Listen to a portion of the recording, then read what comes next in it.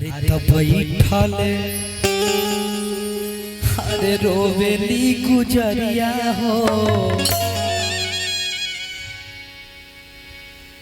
चुनरिया में दाग लग गए किया रे बैठल अरे रोवेली गुजरिया हो चुनरिया में दाग लग गई बैठल रोवेली गुजरिया हो चुनरिया में दाग लग गई कैसे जाई पिया के नगरिया हो कैसे जाई पिया के नगरिया हो चुनरिया में दाग लग गई बैठल रोवेली गुजरिया हो चुनरिया में दाग लग गई।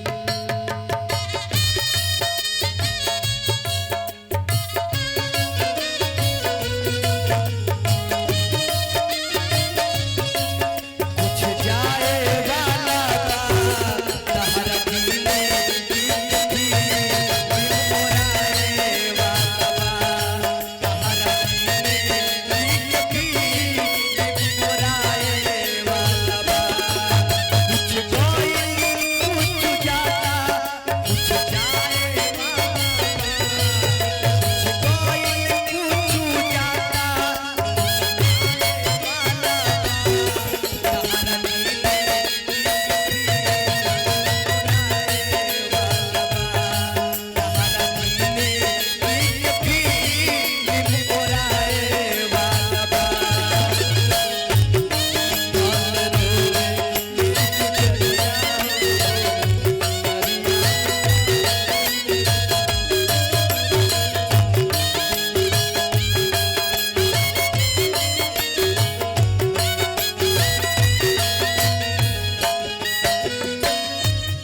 आगे भाव बड़ा गंभीर भाव कवि जी कैसे लिख देनी अपना कलम ले आई भगवाना के हमरो सने सावा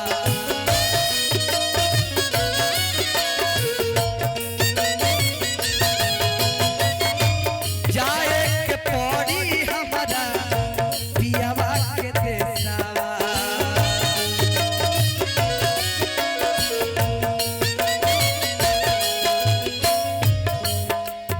चाचा आइल भगवाना के हमरो सने सावा जाए के पड़ी हमारा राजा जी के देसावा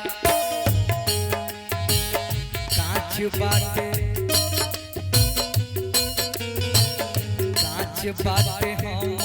रियू मिरिया हो क्या तुन्ना का मिजाज रखे हैं सुमित बाबू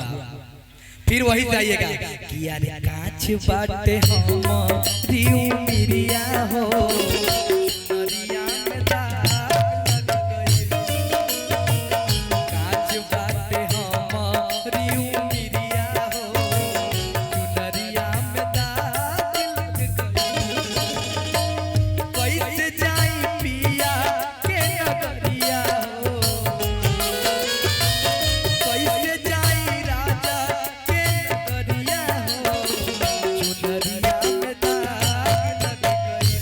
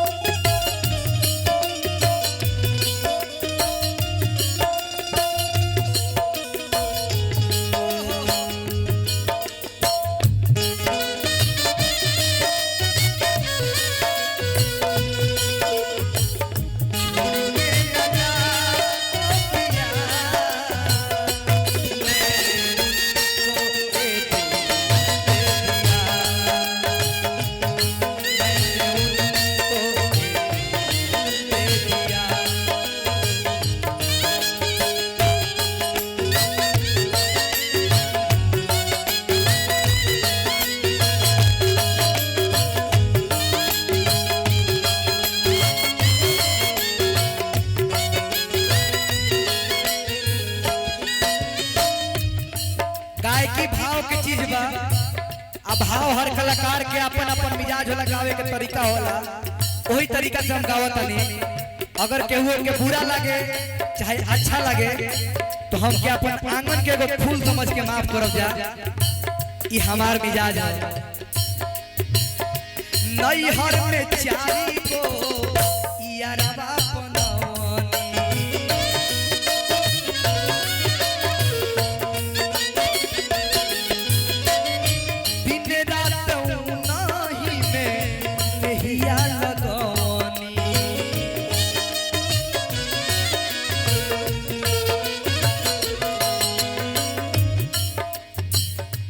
नैहर में चारी को यारवा बनवानी, दिन रात नाही में नैया लगवानी।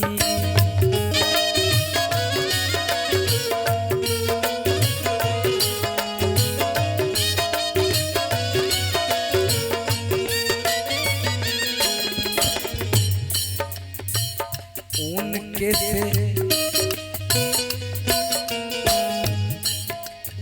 उनके से उनके से उनके से उनके से